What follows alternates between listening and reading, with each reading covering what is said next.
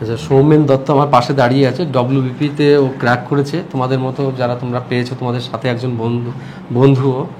তো ওর জীবনের স্ট্রাগলটা আমরা ওর মুখ থেকে শুনবো। ও খুব ভালো বলতে পারে আমি জানি, খুব সুন্দর করে বলছিল আগে একবার।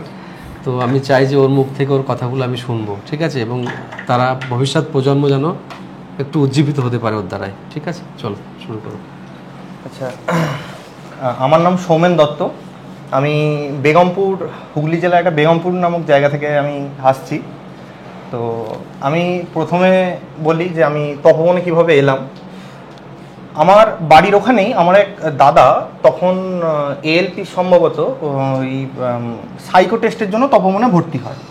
তো তার থেকে আমি খবর পাই যে তপবন নামক একটা ইনস্টিটিউট রয়েছে যেখানে নাকি রেলের জন্য খুব ভালো পড়ানো হয়। আর সেই সময় 2019 সাল নাগাদ ওই রেলের এনটিপিসি গ্রুপ ডি এরকম ফর্ম বেরোয়, তার সাথে ডব্লিউবিপিরও ফর্ম বেরোয়, নানান রকম ফর্ম বেরোয়।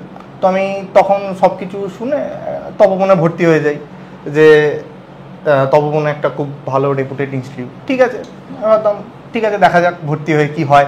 তারপর আর সরকারি চাকরিতে আসার একটা প্রধান আমার ছিল যে আমার বাবার একটা স্বপ্ন ছিল ছোটবেলা থেকে। আমার বাবা খুব কষ্ট করেছে, মানে কাঠের কাজ করে আমাকে মানুষ করেছে।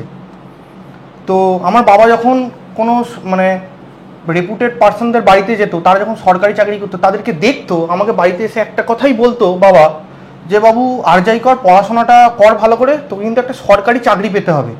আজকের দিনে যদি তুই চাকরি না পাস তাহলে কিন্তু এই সমাজে মানে তোর কোনো আর মান মর্যাদা থাকবে না। আর আজকে আমি যাদের বাড়ি যাই দেখি একমাত্র তারাই আজকে সমাজে হয়তো সবথেকে বেশি সুখে আছে যারা সরকারি চাকরি করে। তো সেখান থেকে ছোটোবেলা থেকে একটা মাথার মধ্যে ঘুরতে থাকে যে না, সরকারি চাকরি একটা পেতে হবে। তো এরপর কলেজ পাস করলাম 2018 সালে। 2019-এ আমি তপবনে এলাম।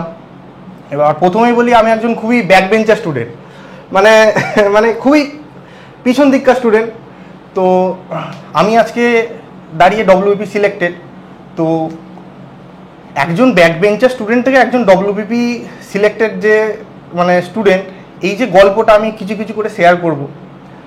তো আমি মনে করি চাণক্যর গল্প আমরা সবাই জানি ছোটোখাটো, যে চাণক্য কী করেছিল। গুরু একজন ব্যাক বেঞ্চার হয়তো হ্যাঁ সেলফ স্টাডি করে চাকরি পাওয়া যায়, যারা খুব ভালো পড়াশোনায় সেলফ স্টাডি করে পেয়ে যায়, কিন্তু যারা ব্যাক বেঞ্চার আমি মনে করি তাদের জন্য একজন গুরু দরকার হয়। তো আমরা সবাই জানি গুরু ব্রহ্মা, গুরু বিষ্ণু। তো আমার জীবনে গুরু হলেন সুকুমার স্যার। তো আমি তপবনে আসার পর আমার সত্যিকারের গুরুকে খুঁজে পাই, যে হ্যাঁ একটা মানুষ একটা পেছনের সারি স্টুডেন্টকে কিভাবে সামনে এনে সবার আগে দাঁড় করাতে পারে। সেইটা প্রথম যেদিন তপবনের ক্লাসে আসি, প্রথম যেদিন স্যারের একটা স্পিচ, আগুন ঝরানো যে কথা, সেই যে কথাগুলো আমি শুনি, তখন মনের মধ্যে হতে পারে একটা ভাবনা হয় যে হ্যাঁ আমিও সরকারি চাকরি পেতে পারি, আমিও কারো মানে কোনো অংশে কারোর থেকে কম নয়। তো সেখান থেকে আমার লড়াইটা শুরু হয়। এবার 2019 সালে তখন কি তো সদ্য কলেজ ছেড়েছি, পড়াশোনা হ্যাঁ স্যার পড়াচ্ছে, পড়ছি, মাঝে মাঝে এসে দাঁড়িয়েও থাকতাম পড়া না পেরে, যেমন হয় আমরা সবাই দাঁড়িয়েছি এখানে। তো চলতে থাকে, চলতে এবার 2019-এর যে কনস্টেবলটা ছিল সেটা আমার 2020-তে যখন ফাইনাল মেরিট বেরোয়, আমার 0.8-এর জন্য আমার সেটা সিলেকশন হয়নি। তো এবার যখন তখন সিলেকশন না হয়, তখন স্যারের একটা কথা আমার খুব মনে পড়ে। স্যার বলেছিল যে বাবু আজকে তো পড়ছিস না, কালকে যখন দেখবি তোর পয়েন্টের জন্য সিলেকশন হবে না এবং তোর পাশের বন্ধুগুলো সেই চাকরিটা পেয়ে যাবে, তখন তুই বুঝতে পারবি যে আজকের এই ফাঁকিটা কালকে তোর কি ফল দেয়।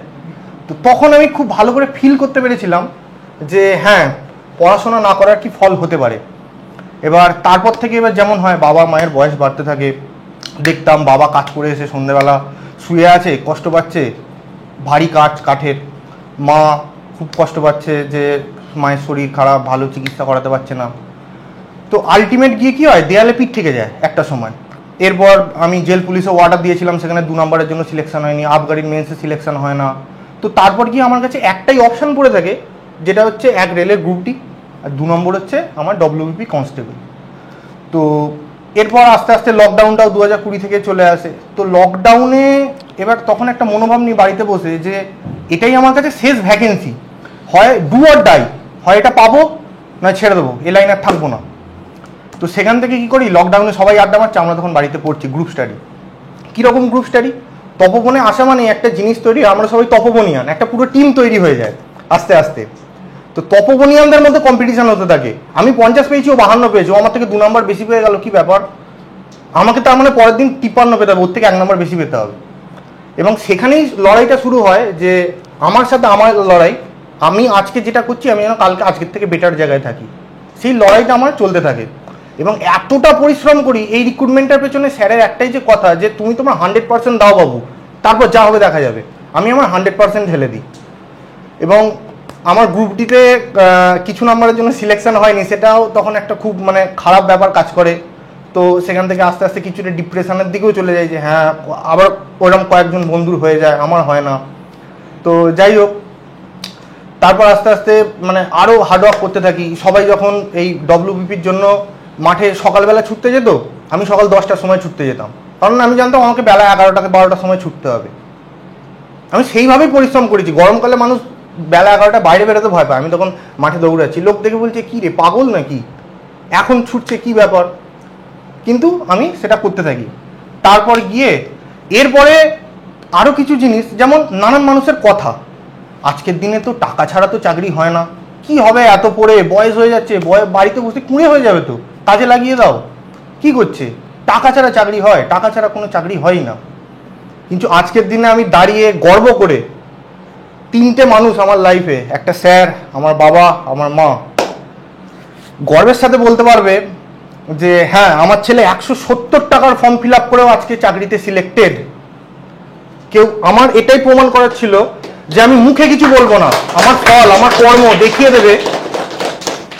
আমি মুখে কিছু বলবো না, আমার ফল আমার কর্ম দেখিয়ে দেবে যে হ্যাঁ, টাকা ছাড়া চাকরি হয়। একজন ব্যাক বেঞ্চারের সাথে যদি একজন ভালো গুরুর কানেকশন হয়, সে কোথায় যেতে পারে সেটা স্যার করে দেখিয়েছেন আজকে। স্যারের মানে স্যারকে ফলো করে আজকে যেটুকু আসতে পেরেছি পুরোটাই স্যারকে ফলো করে। তো এটাই ভবিষ্যৎ প্রজন্মের কাছেও বলবো যে যারা হয়ে গেছে তাদের অনেক কনগ্রাটস, খুব ভালো। আর ভবিষ্যৎ প্রজন্মের কাছেই বলবো যে সরকারি চাকরি এমন একটা লাইন, এখানে তারাই যেতে যারা ধরে রাখতে পারে। এরেসে কিন্তু কখনোই খরগোশরা যেতে না, এরেসে সবসময় কচ্ছপরাই যেতে। তোমার মধ্যে যদি মানসিকতা থাকে, খাটার ক্ষমতা থাকে, এবং তুমি যদি ধরে রাখতে পারো, কষ্ট করে দাঁতে দাঁত চেপে লড়াই করতে পারো, তুমি জিতবেই। তোমাকে হারানোর ক্ষমতা কারণ নেই। শুধুমাত্র নিজের কাছে সৎ থাকো, নিজের 100% দাও, আর পরিশ্রম করে যাও। নমস্কার, এটুকুই। খুব ভালো। মানে আমি তো মানে